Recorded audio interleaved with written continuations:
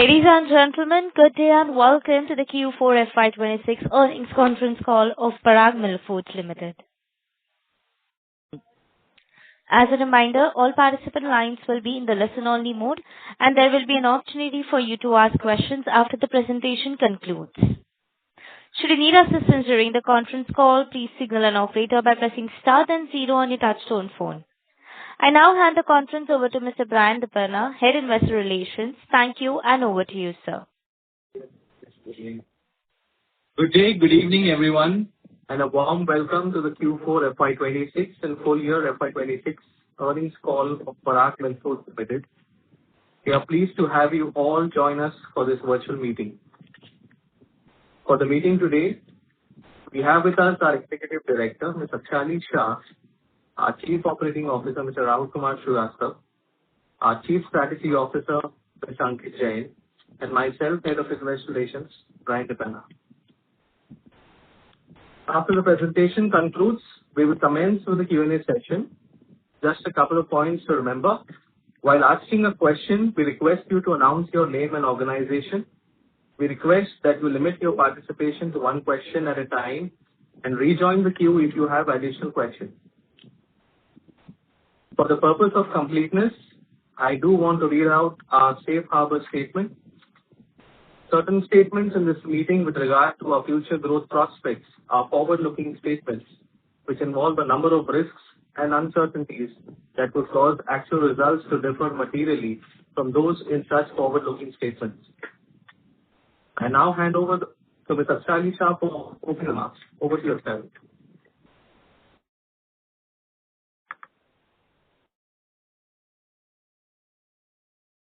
Good evening, everyone, and thank you for joining us. I hope you and your families are doing well, and we truly appreciate your continued interest in Parag Milk Foods. If I were to describe FY26 in one line, I would call it a pivotal year, where our strategy started to translate into visible and measurable outcomes, where the business began to scale with greater clarity and confidence. Over the past few years, we have been consciously reshaping Parag into more focused, future-ready dairy and nutrition company. In FY26, that direction became far more evident, not just in what we delivered, but how we delivered it.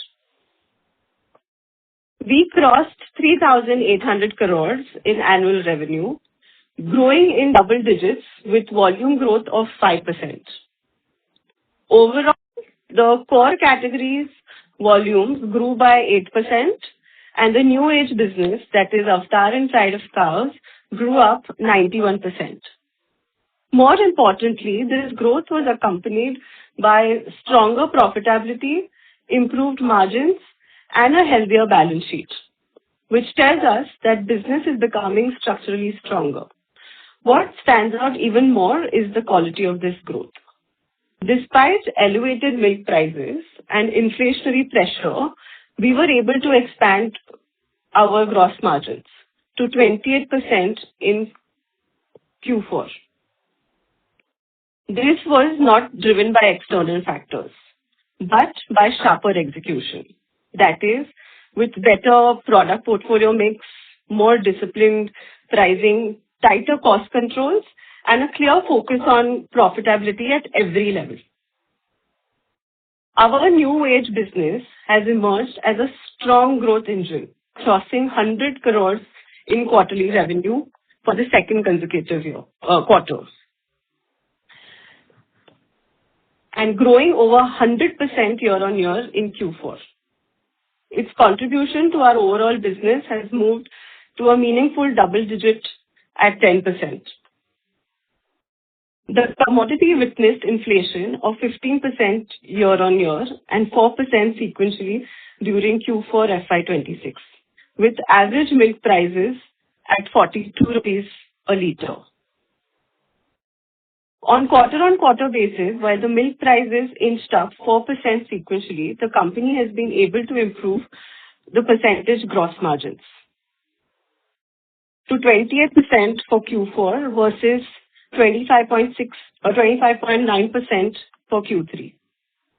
The The company has been able to navigate the cost push with pricing and promotion strategy portfolio mix. Year-on-year basis, while the milk prices inched up by 15% year-on-year, the company has managed to pass on the cost push in a calibrated manner. In an inflationary environment, the percentage of gross margin last year was 26.7%, which is now 28% for Q4 FY26. This movement entailed a combination of portfolio mix and inflation. Today's consumers are making more conscious choices. They are seeking for quality, protein, and more differentiated experience. Our portfolio is increasingly aligned to the needs, and this is where we see long-term sustainable growth coming from. If there is one theme that cuts across everything we are building, it's protein and nutrition. We believe protein is no longer a niche. It's becoming a very integral part of everyday consumption. Our effort has been to make it more accessible, more relevant, and more integrated into daily lifestyle.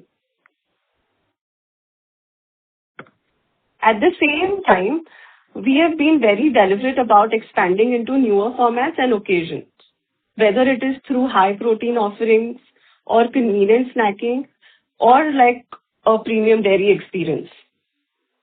Innovation for us is not about launching more products, but building relevance in the moment that matters the most to the consumers. Equally important has been how we are building our brands in a more contemporary way. During the year, we have strengthened our presence across modern trade, quick commerce, and digital platforms, while driving deeper consumer engagement through on-ground activation and partnership. Like from mass visibility platforms like Kaun Banega Crorepati to a very, very targeted, focused youth and lifestyle ecosystem. Our approach has been to meet consumers where they are and build stronger and more meaningful connection. We will continue to build on this momentum with a sharper focus on scaling our consumer portfolio, strengthening our brand relevance, and driving consistent and profitable growth. At the same time, we will remain disciplined in our execution, ensuring that growth is sustainable and backed by stronger fundamentals. With a strong portfolio, improving financial quality, and a clear strategic direction, we believe we are well positioned for the next phase of growth. To conclude, thank you for your continued support. We will now be happy to take your questions. Thank you very much. We will now begin the question and answer session. Anyone who wishes to ask a question may press star and one on the touchtone telephone. If you wish to remove yourself from the question queue, you may press star and two. Participants are requested to use handsets while asking a question. Ladies and gentlemen, we will wait for a moment while the question queue assembles.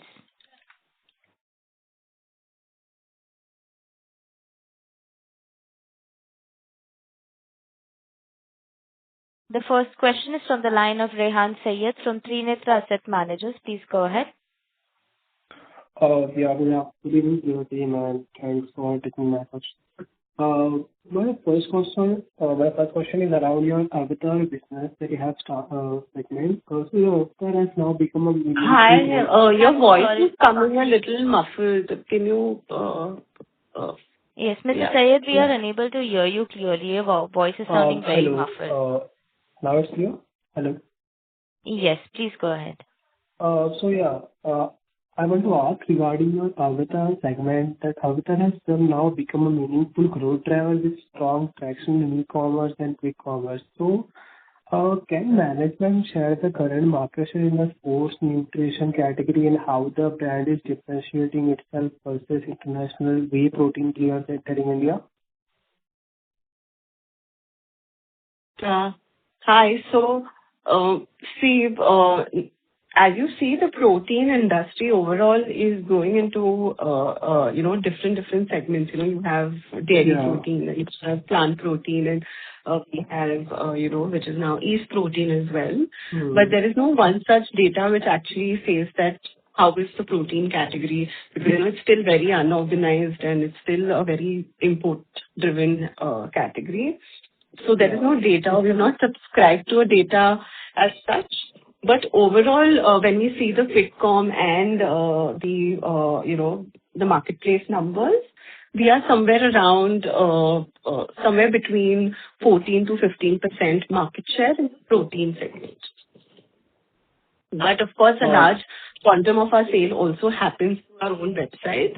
So we would be very difficult to say overall how much the business is in the market share per se over.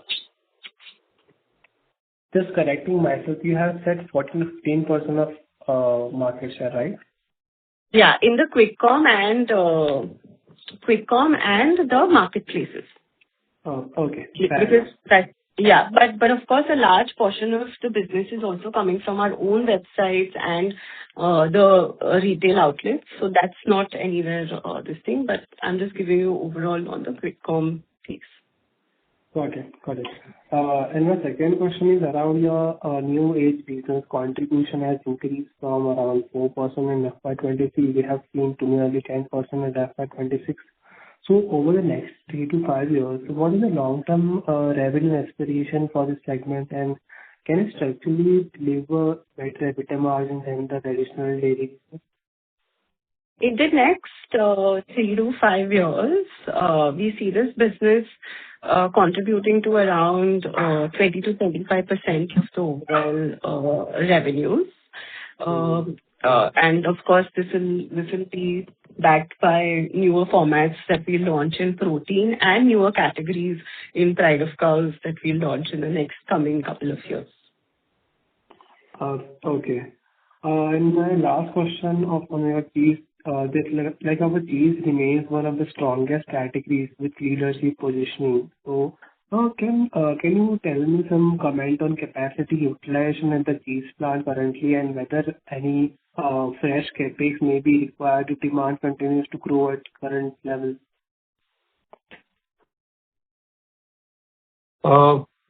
Overall, ghee manufacturing and cheese manufacturing capacity is around 110 metric tons.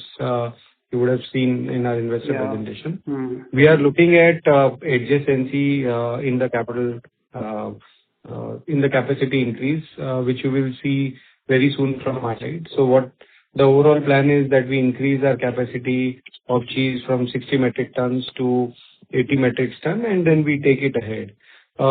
We may not need a greenfield expansion when we have to increase the capacity from, say, a 60 to overall 120. Can be done with the adjacency in the capex. The plan is already work in progress. I think we will update as soon as the capacity is installed and ready. Yeah. Okay. That's it from my side, and good luck for your coming quarter. Thank you. Thank you. Ladies and gentlemen, in order to ensure that the management is able to address questions from all participants, we request you to please limit your question to one per participant. The next question is on the line of Harshit Khadka from Robo Capital. Please go ahead. Yes. Thank you for the opportunity. Am I audible? Yes, you are. Please go ahead. Yes. Thank you, ma'am. So, ma'am, you mentioned that, the contribution from the new age business would be around 25% in the next 3 years, which, roughly translates to around 950 crores of revenue. So is it safe to assume that we can hit the 1,000 crores mark in the new age business, including Avatar and Pride of Cows, in FY29? See, we are looking at, we are working on a strategy for 10,000 crore roadmap. But FY29, saying precise 10,000 crores, we are not commenting on that. What we are saying is, as the newer formats we add into this basket of new age business, the way we have added, say, protein wafer bar, or the way we have added Greek yogurt in Pride of Cows. So there will be newer formats of the product which will be added to these categories. which will also improve the overall mix of new age business, besides the significant growth what we see in the core business itself of, say, a whey protein powder or even a Pride of Cow's milk and other products. Okay. And sir, what is the combined margin in this business, the new age business, in EBITDA terms? See, in EBITDA terms, see, I would like to we do not give a product-wise, category-wise margins, and this is always a blended margin which everybody looks at, whether it is a gross margin or EBITDA margin. However, I am referring to my previous calls where we have commented specifically that the new age business has almost double the company average margins. Sorry to interrupt. May we request Mr. Khadka to please rejoin the queue? Thank you. The next question is from the line of Debashish Neogi from Aban, Dubai. Please go ahead. Hi. My question is that this new age business, whether we'll definitely hit 1,000 crores. It's a matter of time, whether 28, 29 or 30. My question is, typically it is a specifically Avatar is like a D2C brand, and D2C brand has huge multiple in terms of valuation. Is there a thought of actually separating this vertical and get a more value created, not from a only valuation perspective, but strategically also the way this brand should run is very different than the traditional brand. Any thoughts on that? Hi, Debashish. So, I know how, the D2C businesses nowadays are getting valuation. But if we see our long-term objective here, and we created these 4 wonderful brands, is to have a sustainable and a profitable business and sustain it and, grow the business in a certain way. Of course, and to, of course, create value for all the stakeholders. That's the overall objective. But of course, we've never really thought of separating one little piece of it and doing a separate valuation piece. Not at all. You also need to see that Parag is a completely integrated business model, from the farm that we have, with 5,000 plus cows to, the milk we're procuring, the cheese, and the byproduct is whey protein, and then we've created this brand Avatar from there. So it's a very integrated business model. It'd be very difficult to carve out something particularly and to just for the valuation game. Any reason why the new age business is stagnant quarter on quarter? Because the e-commerce channel is growing 2x the traditional channel. We are doing very well. Avatar is doing very well. So why, on a sequential basis with such high growth category and where we are doing very well, the sales is stagnant around 100 crores for 2 quarters? So hi, Debashish. During quarter 4 of FY26, we withdrew certain promotions specifically from Pride of Cows. We had price transition in Avatar. So there are a couple of transitional impacts which happens because it was already a year that we have been there on quick com for Pride of Cows as a business.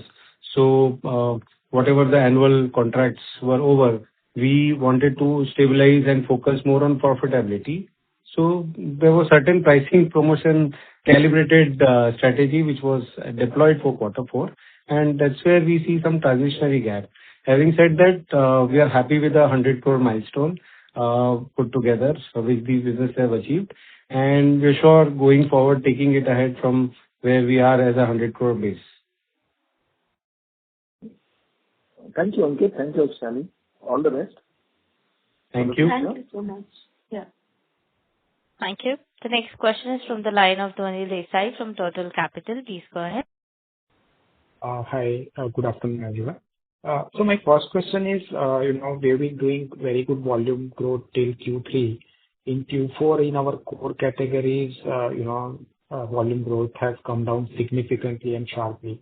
You talked about Q4 of last year having some institutional sales built up. But going into FY27, how should we look at this core category volume growth? And since we have taken steep price increases, does it having some impact on that, and should we recalibrate the pricing strategy? Yeah, hi.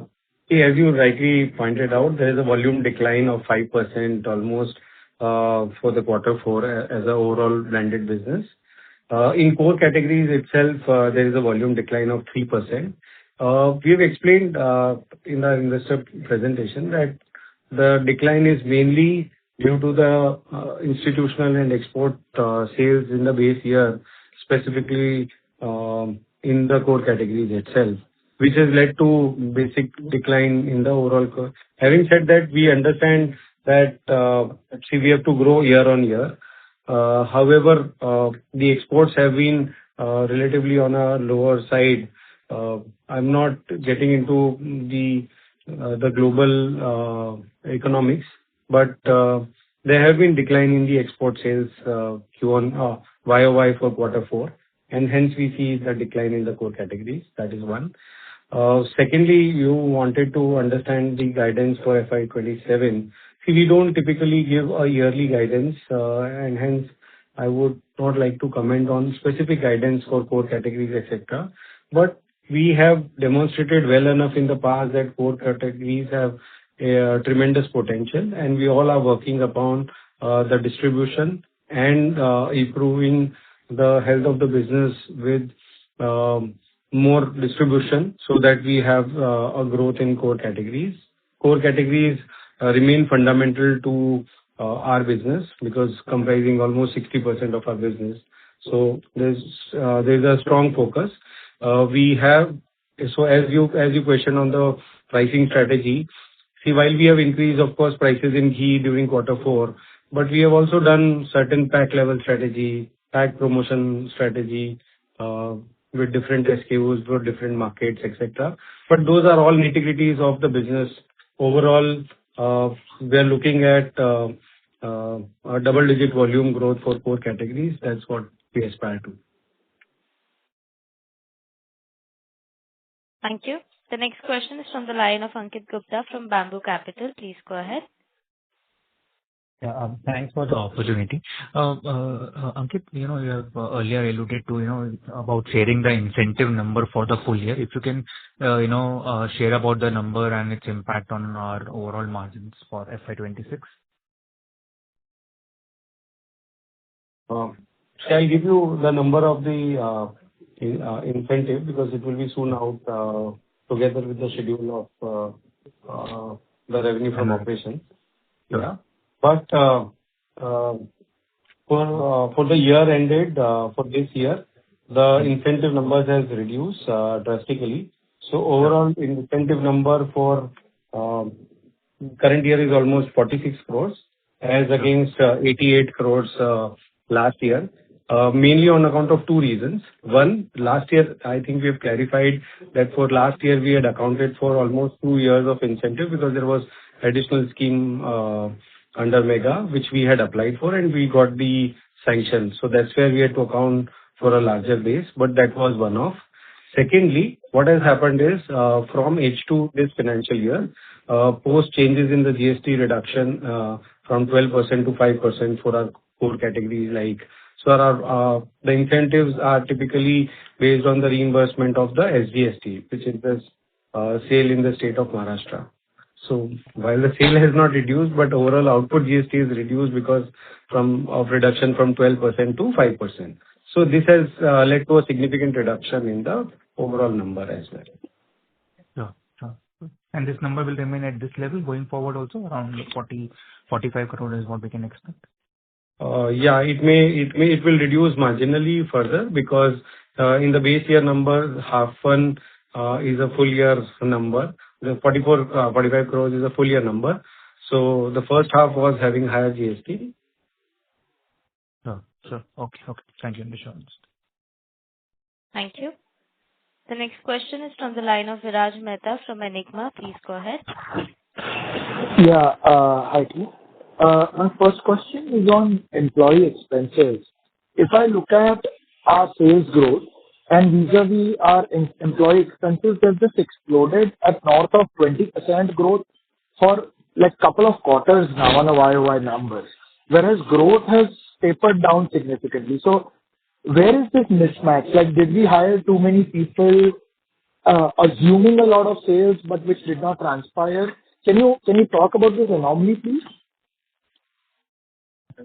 See, employee cost, I will give you a couple of reasons. Last quarter, we have had two impacts in the last sequential quarter for quarter three. As we mentioned, typically, the appraisal gets subsumed in quarter three. Even so is all the previous year trend also, if you look at. So quarter three is typically higher than the first half of the year. So that is one reason on the cycle of appraisal. The second reason is the change in the director's remuneration. I think the resolution was approved on 29 September post the AGM, and there was an impact corresponding to the same. The third is with respect to the ESOP. I think there has been increase in the overall ESOP program towards the XO and the business heads, and accordingly, again, see, this is again more of a long-term strategy for more skin in the game. So from that perspective, there is a additional impact on account of ESOP. So when you look at the employee cost schedule, you'll be able to figure out the impact. And the fourth one is, of course, the change in the talent. Of course, we have strengthened the overall talent base. We have strengthened various areas, and more so specifically in the business. So we have separate business heads for each of the verticals. We have strengthened specifically business for the consumer product business, which is GT, HoReCa, and modern trade. So all in all,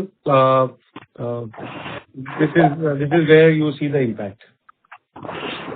Sir, my only question is, I understand there were some impacts in Q3 which were one-off, but the changes in remuneration, and if we are hiring more team, we are now at a 54 crore run rate on a quarterly basis. So, as an investor, do I have to assume that there is no one-off in this number, and on ongoing basis, this is more or less a number we should look at? And the number of people that we have hired now, to what sales, I'm sure you have built teams for future growth. So till what sales you will not see a substantial jump? Because in last 1 year, we have seen a jump from 40 crores 6 quarters back to 53 crores a quarter. So without really a large change in sales, which is where the whole dichotomy I'm trying to understand. Okay. See, there are, of course, one-offs even in the current quarter. I understand your question that how should you presume for the year going ahead. See, quarter four has one biggest change is with respect to the ESOP expenditure, because certain ESOPs which were granted the last of the quarter three, so they have got really impacted more as a cost during quarter four. So that is one of the biggest impact. The second impact is on account of the director's remuneration, I think, which I explained to you that after the shareholder approval during quarter three, the approval was taken from the board, and accordingly, the change in the director's remuneration was implemented from quarter four. And if you look at the change in the remuneration of the executive directors, see, the remuneration has been fairly stable, stagnant for the last 7-8 years, and there was no change in the remuneration. So it was actually a need of the hour or more imperative that we had to change it. But and finally we took that step of changing the same, and we implemented it from quarter four. So the entire impact for the year comes under a quarter four number. That's why you see a quarter four relatively again on a higher side. Sure. And my last question is on volume growth. I understand what you explained to the earlier speaker, but from a very high growth of in Q2 of north of like 25% revenue growth in core categories, the volume growth seems to be plummeted. Now, like, again, your industry. So if you can throw a little bit more light, have we lost out to competition due to a little bit of more aggressive pricing to improve our margins? Or would you say the whole industry has not grown? If you can just throw a little bit of color on this. Sure. See, when we look at the core categories, again, there are three businesses, which is ghee, cheese, and paneer. Now, looking at ghee, there's definitely a no-brainer that we are number one, despite premium. And the premium index is almost maintained versus what it has been there, right?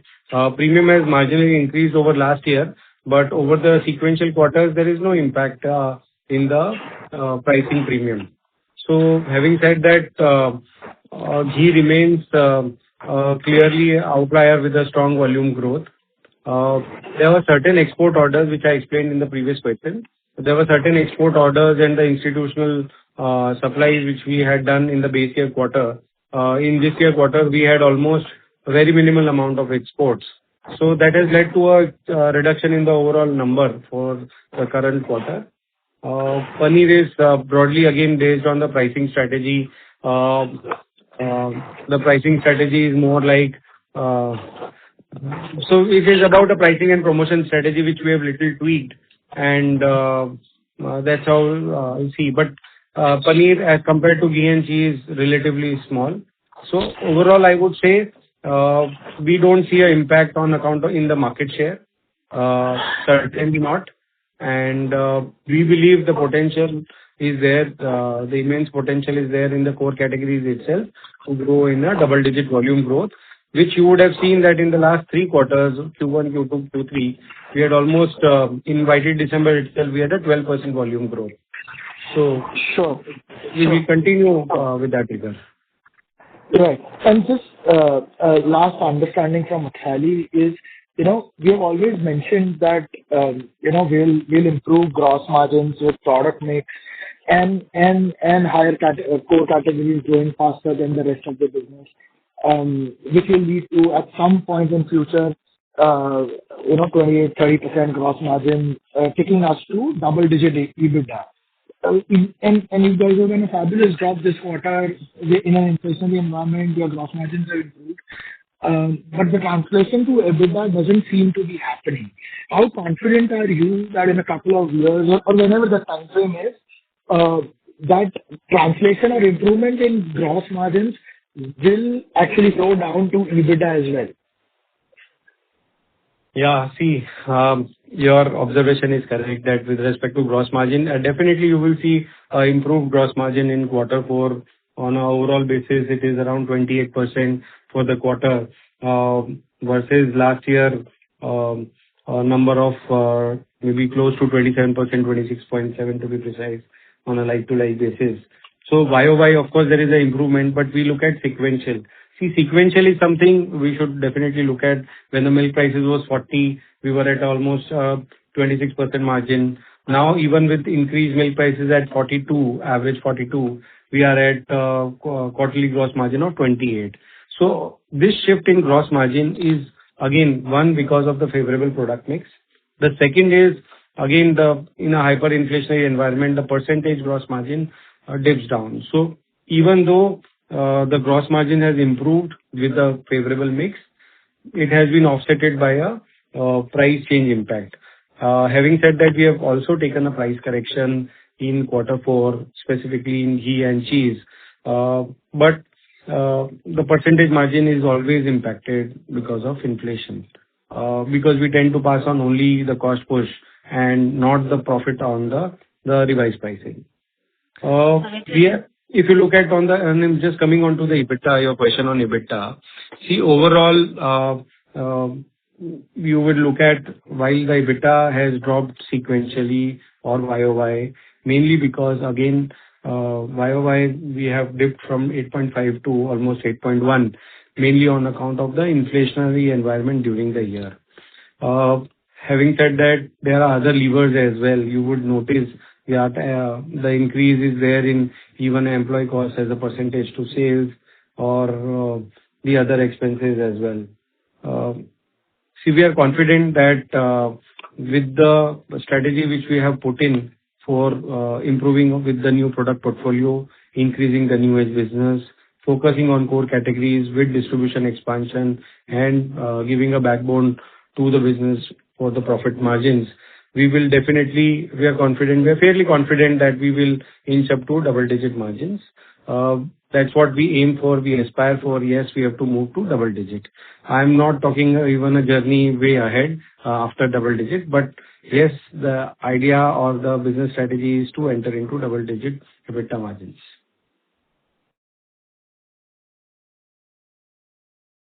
Sorry to interrupt. May we request participants to please rejoin the queue. The next question is from the line of Vinod Krishnan from Avendus Wealth. Please go ahead. Sir, am I audible?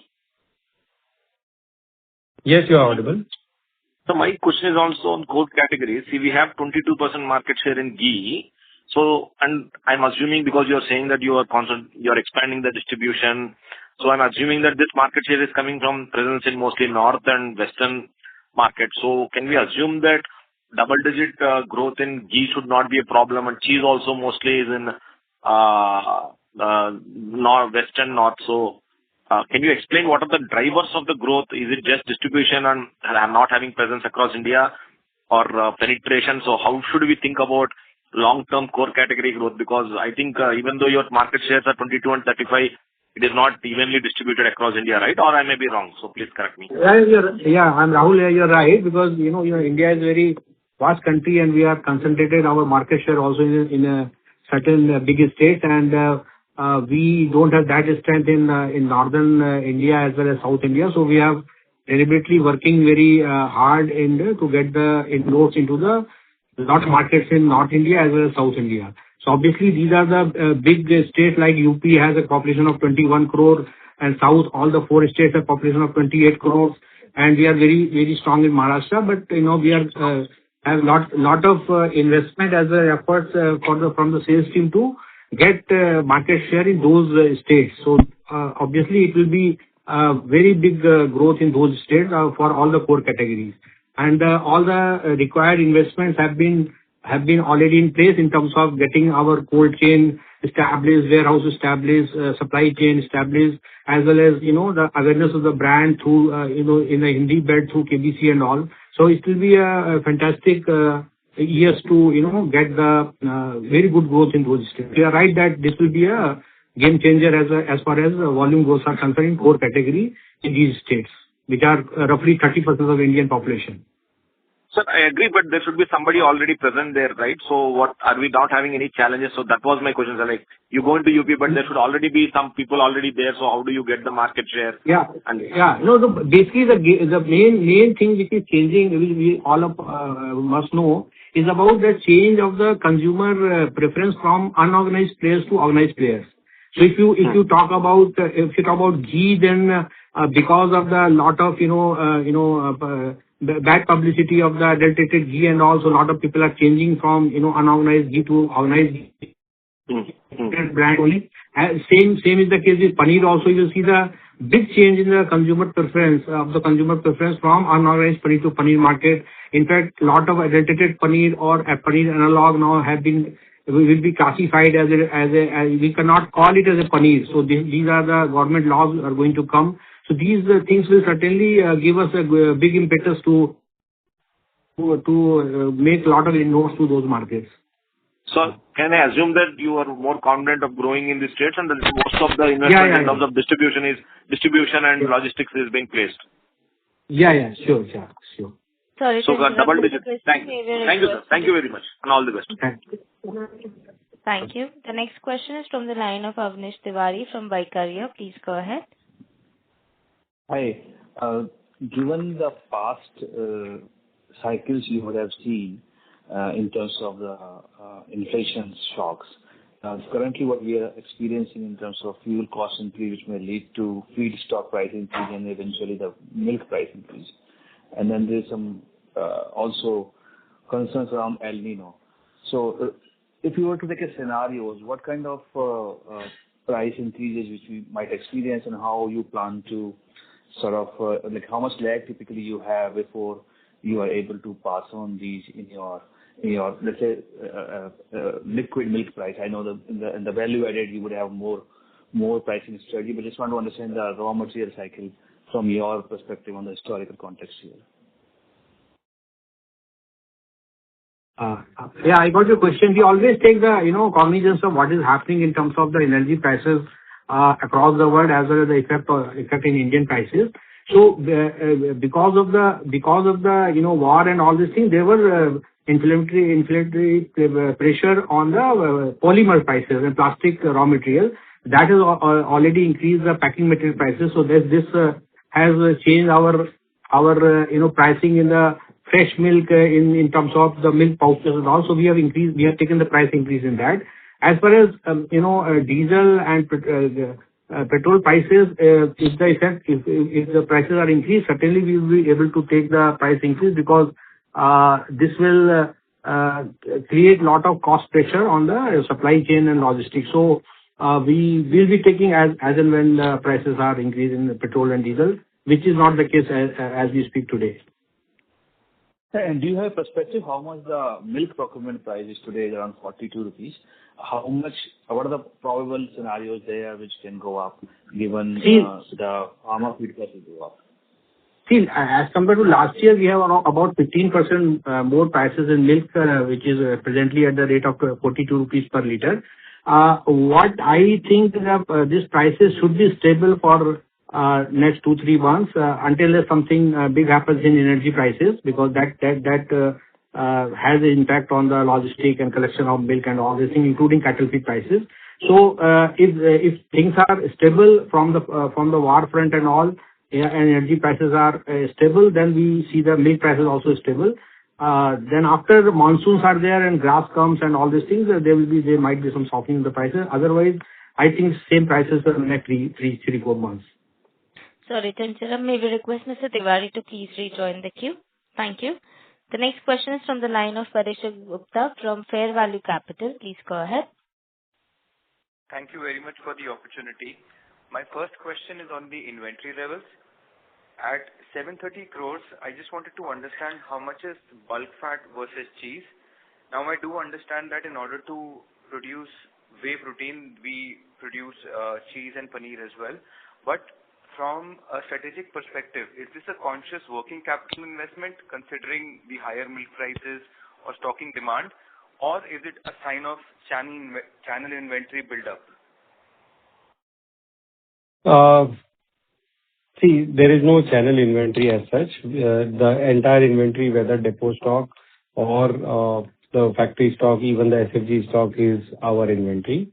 Having said that, if you look at overall variance in inventory, the inventory has increased by almost 150 odd crores, and purely on account of rate variance at the overall level. There will be mix which would have changed, but overall the quantitative variance at the overall inventory level is almost nil, and the entire inventory is because of the inflation.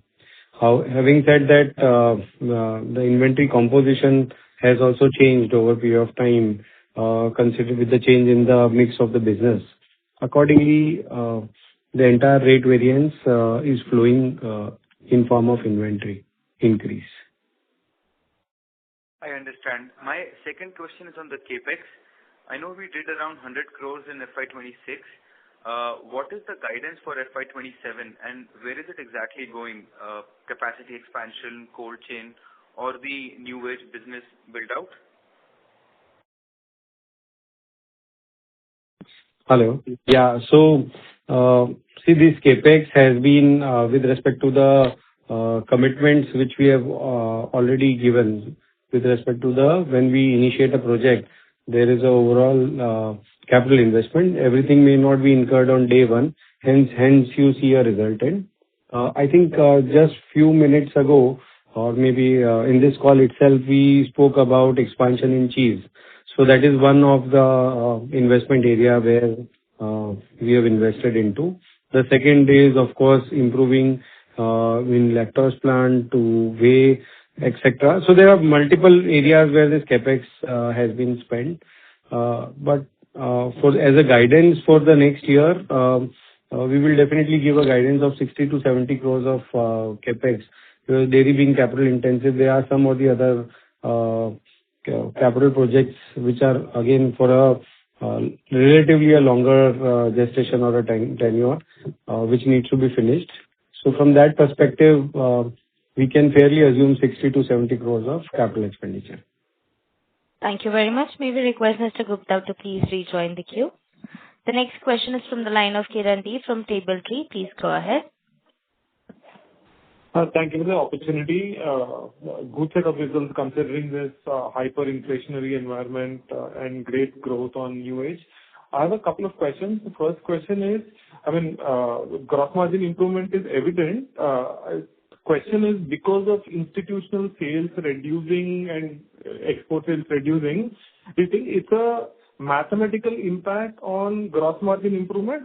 Once institutional sales comes back, I'm hoping they come back, institutional and export sales, do we come back to a 26-27% gross margin like the last quarter? This is only mathematical, right? Because institutional sales at lower margin didn't get sold, our gross margin automatically improved. While you are looking at only the institutional sales, if you look at in quarter four, actually we have increased prices across the board. We have increased prices in ghee, we have increased prices in liquid milk, we have increased prices in pride of cows from 120 rupees per liter to 135 rupees a liter. Similarly, in Avatar also, there are pricing changes. And plus there is a pricing promotion mix which we keep on tweaking for our overall operating effectiveness. Having said that, so of course it has brought in a good amount of margin change from where we were in Q3, because Q3 was more of a price reduction because of on account of GST. Despite inflationary environment, we had to pass on the benefits, etc. So on a sequential basis, if you look at, there is a almost improvement of around 2% which is in fact sequentially, if you look at, there is a change in the mix as well, whereby the core categories have relatively gone down, because again, why it has gone down is, as you rightly pointed out, one of the institutional sales as a overall quarter four mix. So put together, so all in put together, we see that we should be able to maintain our gross margins to wherever we are, around 27-28%. And the endeavor will be, of course, to pass on. But if there is a further inflation, whether in any of the commodities, not only just the milk, but for example, we do buy fat. So all in all, the inflationary environment in commodity cycle will determine how our percentage margin moves in the coming quarters. But if you look at, it is clearly evident that our gross profit growths have surpassed volume growths, which establishes that yes, we have the pricing power, we can command pricing, and we will be able to navigate the cost push if there is any. Sorry to interrupt. May we request participants to please rejoin the queue. Ladies and gentlemen, in order to ensure that the management is able to address questions from all participants, we request you to please limit your question to one per participant. The next question is from the line of Rahul Jain from Credence Wealth. Please go ahead. Hello, am I audible?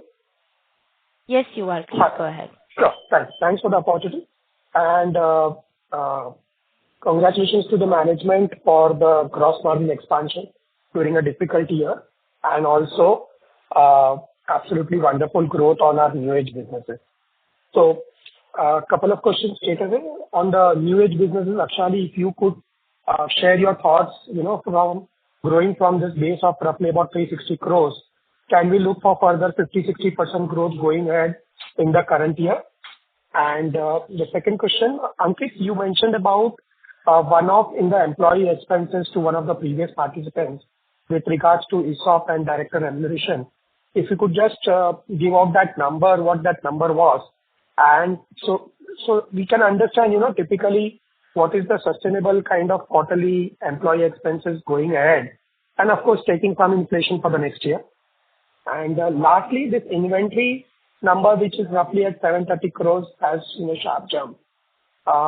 If you could explain the reason for that. Yeah. So before I request Akshali to answer you on the question number one, let me answer you on the employee cost front. So one, you would have seen the shareholders' approval on September 29. So overall, the change in the remuneration for executive directors is roughly around 9 odd crores. That is for the full year, from a base year of 6 crores to almost a 15 crore number. That is one. Secondly, the overall impact on account of ESOP is almost around 5 crores. Both of this has been subsumed during quarter three and quarter four, and largely in quarter four. These are the numbers. Now coming on to the inventory variance. You look at inventory overall, the absolute inventory has increased by almost 150 crores, mainly due to the rate variance. While we look at the composition of the inventory, there will be change in the mix basis the recent business cycle. For example, just sharing that our inventory in powders will significantly come down versus because the overall business of powders has come down, has reduced. But all in all put together at a quantitative rate variance for the inventory as a whole is almost nil, and the entire increase attributes to the increase in the rates. Now I may request Akshali to answer on the next. Sorry, Ankit, you missed the sustainable employee cost number now. That means would be on a quarterly basis. I think it should be around 45 crores, 46 crores. Is that number correct? Say, I will not be able to share offhand, but roughly you can eliminate almost what I gave you the numbers around 7.5 crores, 8 crores as exceptional items. Balance will be the regular number. Yeah. Okay. Yeah, fair enough. Sorry, Akshali. Yeah. Hi. Hi, Rahul. So of course, exciting times for Avsar and Premium Dairy, which is Pride of Cows. We've been, if you see the run rate for the 2 consecutive quarters, we've done 100 crores plus, right? And as I mentioned earlier, we see this portfolio becoming somewhere around 25 to 20% in the next 3 to 5 years. And when we aim to become 1,000 crores or 10,000 crore company, this will be somewhere around 1,000 crores. And of course, gradually to move there, we're seeing expansion growth in the next 2 to 3 years. Plus in newer formats as well, because we have a lot of new offerings which are coming every quarter. In the next 2 to 3 quarters, you'll see something new coming up in this portfolio in various formats. So yeah, this is where the new age business stands as of now. It will be very difficult to comment on something as short term as this year. But of course, it's going to be a gradual move towards becoming 1,000 crore portfolio. So there'll be something for every year. Thank you. The next question is from the line of Mahima from SHB. Please go ahead. Hello. Yes, Mahima, please go ahead with the question. Mahima, there is some disturbance. We are unable to hear you. As the line of the participant is not clear, we'll move to the next question, which is from the line of Mohit Patil from Niveshaay. Please go ahead. Hello, am I audible? Yes, you are. Yeah. There was a slight degrowth in the new age business around close to 2%, and this was due to you increase your whey price around 3 times in last 1 year. And in Jan, to clear your inventory, you decrease the price by 10% to clear the inventory. Otherwise, your whey segment will have degrowth. So can you please throw some light on that? In new age business, as I think I explained in the previous answer, that there are a couple of changes in new age business. One, in Q4, we have tweaked on the pricing promotion strategy for Pride of Cows. We have, of course, increased the prices, reduced promotional mix, because we have had 1 year of being present in quick com. So we've reduced certain promotion items for improving and sustaining the profitability. That is one item. Secondly, we of course increase certain prices and of course, change the distribution channel for Avatar. But having said that, these are all normal transitionary part. If you look at growth, you are looking at sequential from 100 to 200 number. But we are happy that we have been able to deliver with a 100 crore quarterly revenue mark. The idea will be that from here on, we are at a 100 crore base. How do we inch up? Again, I'm not giving a number for the next year, what we are looking at, but the idea is to grow from here, where we are. Sir, but other players in the market like Masala Volto, they have observed the increase in the whey price, but you have passed the cost to customer. Isn't it due to the new marketing team? There is no new marketing team. The marketing team, same marketing team, number one. And number two, see, if you look at the overall global protein prices, the protein prices has seen a very northward movement and very, very high movement. So again, could be one reason is also on the FX side. There is a change in the FX rate. So whosoever is importing protein into the country. Demand is extremely high. For us, the commodity prices of whey protein is just very secondary and is just a marker for us. But for us, the whey protein price is mainly driven by the volatility in the milk prices. It's not because of the commodity prices. Okay, sir. Thank you. Thank you. Thank you. The next question is from the line of Parag from Fair Value Capital. Please go ahead. Just one question. In terms of the distribution network, I see that it remains the same for many quarters now. Is that a strategic decision for us to focus on growth through the e-commerce or quick commerce channel? Because, in Avatar, around 65% of the business comes for e-commerce, and we know that they take a lot of margin for putting products on their portals. So just wanted to understand your strategy on this, please.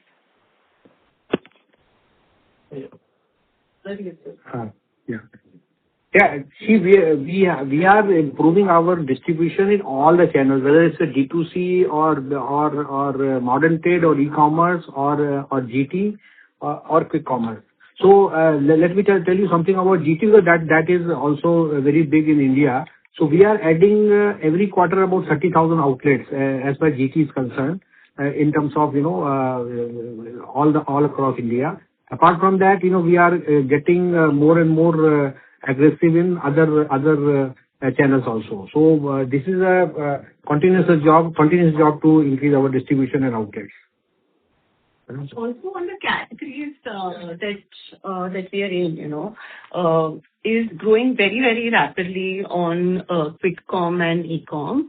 That's why, and hence we are growing with the category on these platforms really well.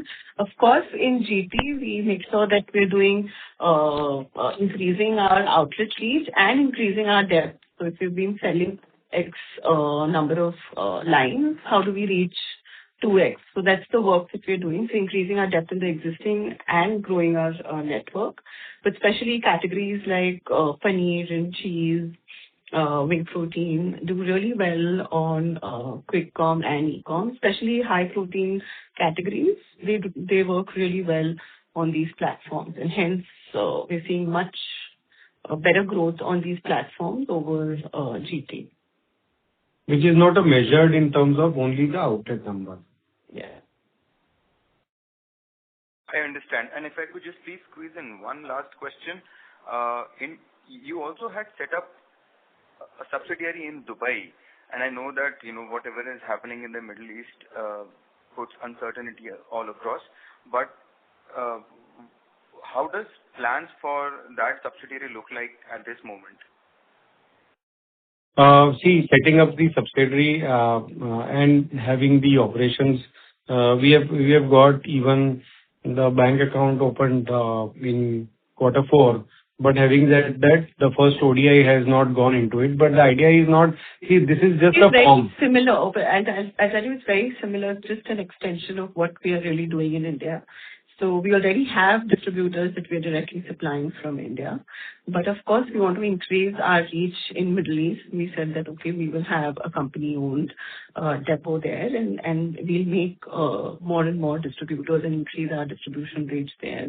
But of course, for the last 2 months or last 3 months, if you say, everything has been pretty much on hold, and we've been working, selling directly to the distributors now, and not being able to open the depot. Hopefully, the plans will remain the same in the next coming time when Middle East opens up and it's a little more easy movement. We'll still continue with opening the depot and increasing and adding more distributors and increasing our reach there. Okay, these are very helpful. Thank you very much for your answers. Thank you so much. Thank you. Ladies and gentlemen, that was the last question for today. I now hand the conference over to Mr. Brian DePena for closing comments. On behalf of the management of Parag Milk Foods Limited, thank you all for joining us today. Have a wonderful evening. Thank you. On behalf of Parag Milk Foods Limited, that concludes this conference. Thank you for joining us, and you may now disconnect your lines.